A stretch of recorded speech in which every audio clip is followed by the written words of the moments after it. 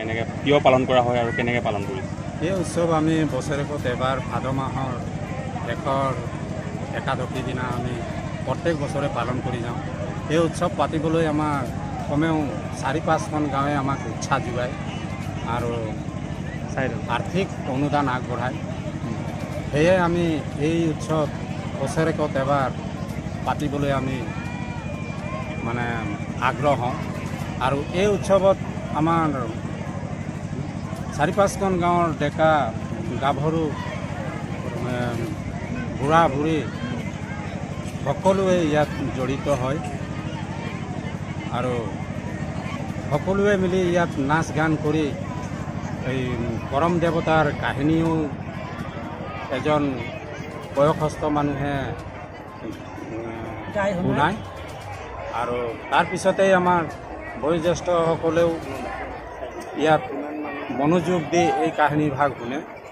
তাৰপিছত ডেকা গাভৰুসকলেও এই কাহিনীভাগ মনোযোগ দি শুনে আৰু তাৰপিছতেই আমাৰ ঝুমুৰ নৃত্য, কৰম নৃত্য এইবিলাক ডেকা গাভৰুহঁতে বৰ উৎসাহেৰে বৰ মনোফূৰ্তিৰে নাচি বাগি গোটেই নিশা কটায়।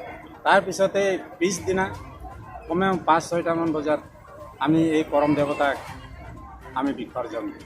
এয়াই আমাৰ কৰম দেৱতাৰ মেইন উদ্দেশ্য। কৃষিৰ লগত জড়িত আছে নেকি? কৃষিৰ লগত জড়িত। কিহৰ কাৰণে কৰা হয়?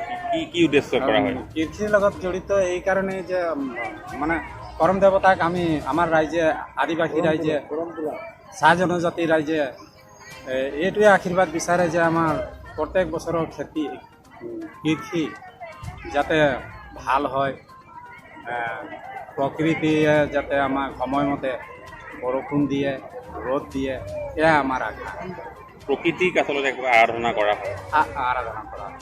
কিমানমান মানুহ গোট খাইছে আজি ইয়াত? কিমানমান মানুহ? ইয়াত কমেও আজি কমেও 2-3 হাজাৰমান মানুহ গোট খাইছে। আৰু ৰাইজৰ সঁহাৰি কেনেকুৱা? ঝুমুৰ নৃত্য খুব সুন্দৰকৈ উপভোগ কৰিছে। ৰাইজৰ সঁহাৰি বহুত ধুনীয়াকৈ ৰাইজে আমি বহাৰ সুবিধা কৰি দিছোঁ কমিটিয়ে। ৰাইজে বহু আগ্ৰহেৰে বহু মনোগ্ৰাহীৰে মানে এই ঝুমুৰ নৃত্য উপভোগ কৰে আৰু আমাৰ আদিবাসী ৰাইজে 4-5খন গাঁৱৰ ডেকা গাভৰুহঁতে গোট খাই ইয়াত ঝুমুৰ নৃত্য কৰে আৰু বহুতো অনান্য জনজাতিৰ মানুহো ইয়াত আহি আমাৰ এই ঝুমুৰ নৃত্য উপভোগ। প্ৰকৃতিৰ লগত জড়িত উৎসৱ কৰম পূজাটো কি ক'ব? হয়, আমাৰ আজি পূৰ্বপুৰুষৰ পৰা আজি এই কৰম উদযাপন আমি কৰি আহি আছোঁ আৰু আমিও কৰি আছোঁ আৰু আমাৰ পিছলৈকো যি যুৱক যুৱতী আছে সেইখিনিও পাতি যাব।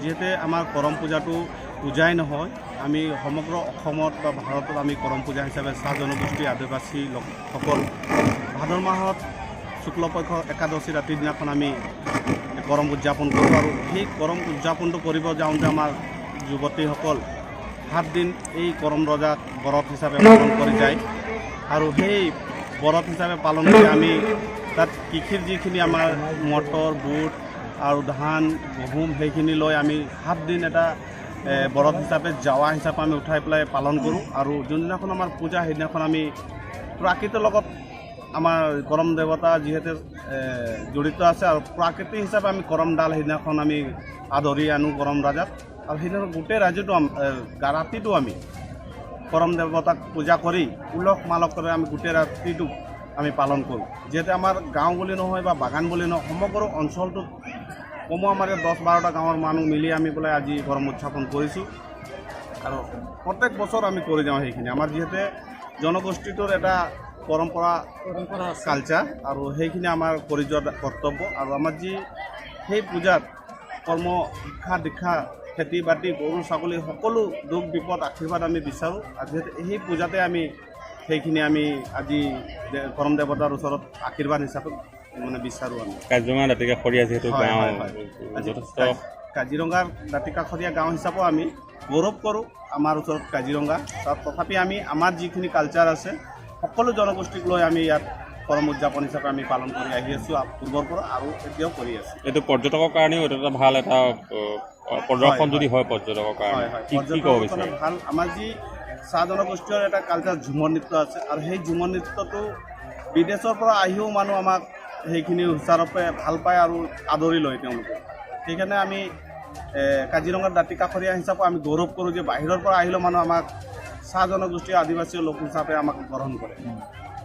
সেইটোৱে ক'বলগীয়া।